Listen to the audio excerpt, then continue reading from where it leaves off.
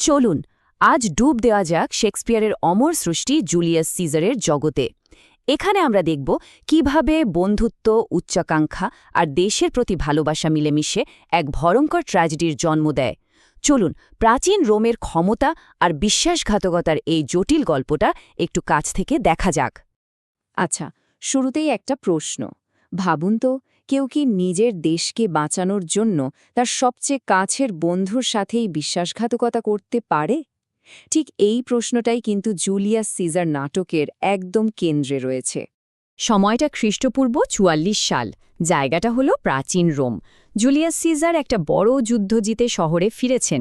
একদিকে যেমন চলছে বিজয় উৎসব, তেমনি অন্যদিকে শহরের ক্ষমতাধর সেনেটরদের মনে কিন্তু একটা চাপা ভয়ও কাজ করছে। সাধারণ মানুষের চোখে সিজার ছিলেন একজন মুস্তায়াচি বীর, একজন রক্ষাকর্তা।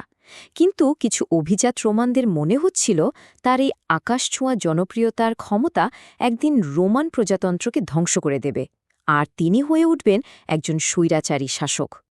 এই উৎসবের মধ্যেই একজন ভবিষ্যৎবক্তা ভিড়ের মধ্যে থেকে সিজারকে সাবধান করে দিয়ে বলেন, আইজ অফ মার্চ থেকে সাবধান, মানে মার্চের ১৫ তারিখ থেকে সাবধান থাকতে হবে।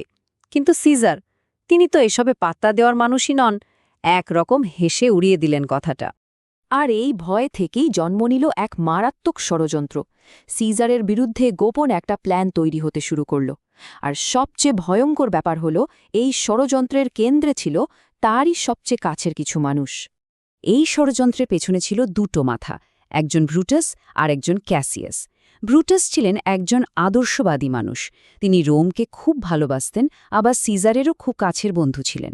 অন্যদিকে ক্যাসিয়াস ছিলেন বেশ চতুর, আর সিজারের ক্ষমতাকে তিনি হিংসা করতেন।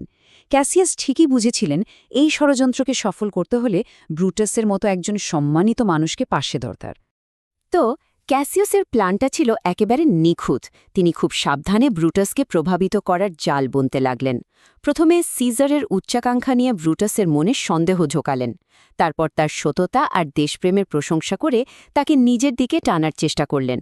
এমনকি জনগণের নামে জাল চিঠি লিখে দেখালেন যে রোমের মানুষও সিজারকে সরাতে চায়। এই বিখ্যাত উক্তিটা ক্যাসিয়াসের। তিনি ব্রুটাসকে বলছেন, প্রিয় ব্রুটাস, দোষটা আমাদের ভাগ্যের না, দোষ আমাদের নিজেদের যে আমরা অন্যের অধীনে রয়েছি। মানে তিনি বোঝাতে চাইলেন, ভাগ্যের ওপর সব ছেড়ে দিলে চলবে না, নিজেদের ভাগ্য নিজেদেরই গড়তে হবে।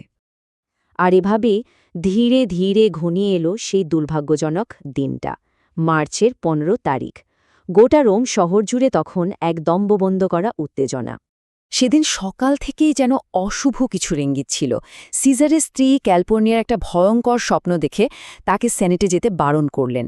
কিন্তু ষড়যন্ত্রকারীদের একজন ডেসিয়াস সে স্বপ্নের একটা ইতিবাচক ব্যাখ্যা দিয়ে সিজারের অহংকে উস্কে দিল।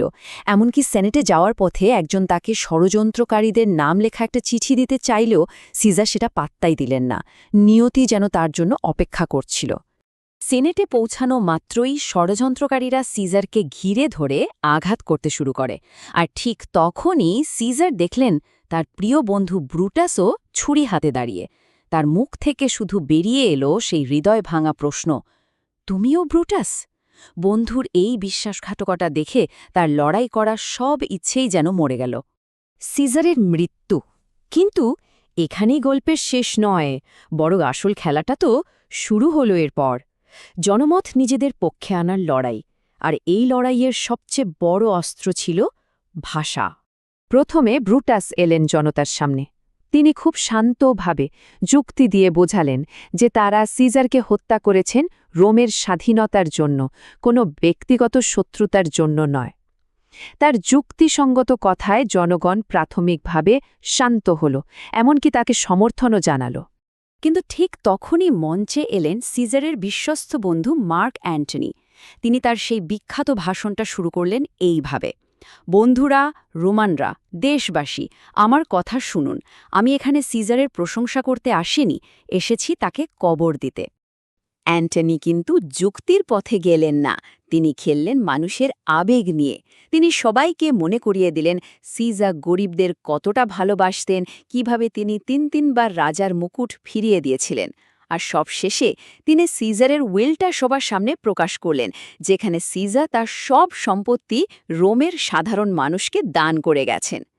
ব্যাস, অ্যান্টনির এই কথাগুলোই ছিল আগুনের স্ফুলিঙ্গ। শোকাহত জনতা সঙ্গে সঙ্গে ক্ষোভে ফেটে পড়ল। তারা বুঝতে পারল এটা কোনো মহৎ কাজ ছিল না, এটা ছিল একটা নির্লজ্জ বিশ্বাসঘাতকতা। রোমের রাস্তায় দাঙ্গা শুরু হয়ে গেল, আর ষড়যন্ত্রকারীরা কোনো ক্রমে প্রাণ বাঁচিয়ে শহর ছেড়ে পালাল।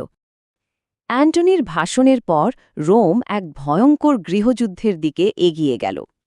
অ্যান্টনি, অক্টেভিয়াস আর লেপিডাস মিলে ব্রুটাস ও ক্যাসিয়াসের বিরুদ্ধে যুদ্ধ ঘোষণা করলেন।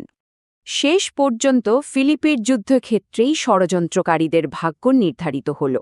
ভাগ্যের কি পরিহাস! ক্যাসিয়াস একটা ভুল খবরের ভিত্তিতে আত্মহত্যা করলেন, আর ব্রুটাস চূড়ান্ত পরাজয় নিশ্চিত জেনে শত্রুর হাতে ধরা দেওয়ার অপমান এড়াতে নিজের তলগরের ওপর ঝাঁপিয়ে পড়ে জীবন দিলেন। অবাক করা ব্যাপার হল, ব্রুটাসের মৃত্যুর পর তার শত্রু অ্যান্টনি তার মৃতদেহের পাশে দাঁড়িয়ে গভীর শ্রদ্ধা জানিয়ে বললেন, এদের মধ্যে সবচেয়ে মহৎ রোমান ছিলেন ইনি। অ্যান্টনি স্বীকার করলেন যে একমাত্র ব্রুটাসই ব্যক্তিগত হিংসা থেকে নয়, বরং সত্যিই রোমের ভালো চেয়ে এই কাজে নেমেছিলেন।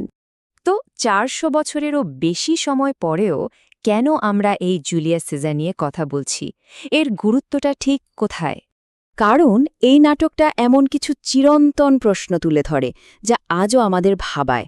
যেমন, ক্ষমতা কি সত্যি মানুষকে নষ্ট করে দেয়? ব্যক্তিগত বন্ধুত্ব বড় নাকি দেশের প্রতি দায়িত্ব? দেশপ্রেম আর বিশ্বাসঘাতকতার মাঝখানের সূক্ষ্ম রেখাটা কোথায়?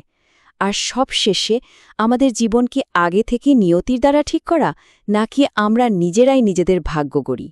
এর চূড়ান্ত শিক্ষা হল, খুব মহৎ উদ্দেশ্য নিয়ে শুরু করা কাজও অনেক সময় ভয়ঙ্কর বিশৃঙ্খলা তৈরি করতে পারে।